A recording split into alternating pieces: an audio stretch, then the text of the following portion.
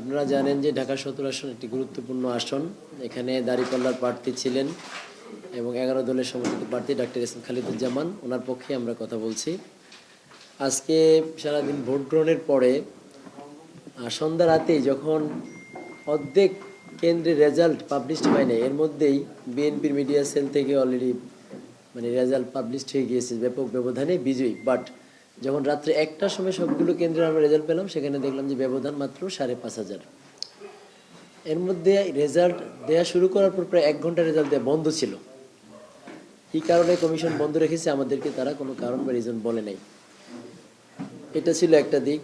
আরেকটা হলো যে এই যে ভোটারদের উপস্থিতি, এটা পরিকল্পিতভাবে কম ছিল আমরা মনে করি। আমাদের প্রতিদ্বন্দ্বী দলের পক্ষ থেকে তাদের নেতাকর্মীদের বিভিন্ন জায়গায় মহড়ার কারণে সাধারণ ভোটার, বিশেষ করে নারী ভোটারদের উপস্থিতি কম ছিল এখানে,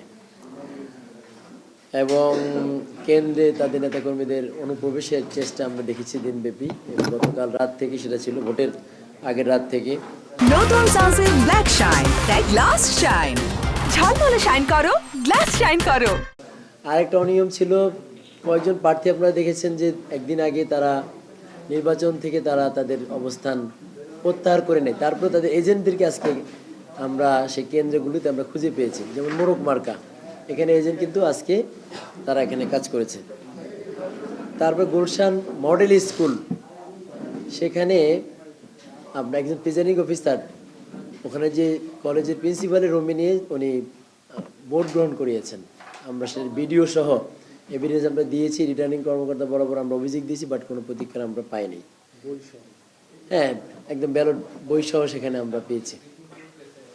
এটা ছিল। তারপরে হলো আপনার আমাদের যে স্বাক্ষরিত যে রেজাল্ট, এটার সাথে অস্বাক্ষরিত একটা তারা দিয়েছে, এটার মধ্যে মিল ছিল না। যেমন রমিজউদ্দিন কলেজ এখানে একটা ছিল এরকম। নির্বাচন কমিশন থেকে মানারত স্কুল অ্যান্ড কলেজের বেশ কিছু শিক্ষকদেরকে তারা সিলেক্ট করে যে তারা এখানে পোলিং অফিসার হবে, প্রিজাইডিং অফিসারও ছিলেন। নির্বাচনে জাস্ট ২-১ দিন আগে বলছে আপনাদের দায়িত্ব পালন করার দরকার নেই। এভাবে আমরা বিভিন্নভাবে দেখেছি যে ১৭ আসন নির্বাচনটা এখানে ফেয়ার হয়নি,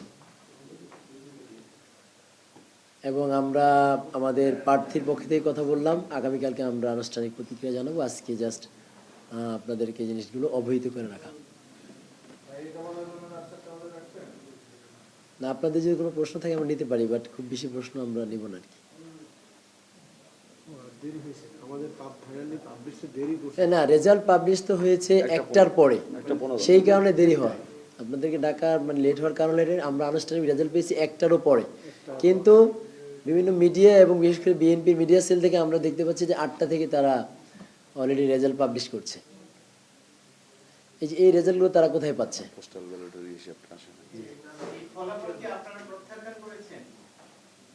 আমরা তো যা পরিস্থিতি এখানে ঘটেছে সবটাই আমরা ব্রিফ করলাম যে এইটার ব্যাপারে আনুষ্ঠানিকভাবে আগামীকালকে কেন্দ্রীয় সংগঠন এবং আমাদের প্রার্থীর পক্ষ থেকে আপনাদেরকে ব্রিফ করা হবে।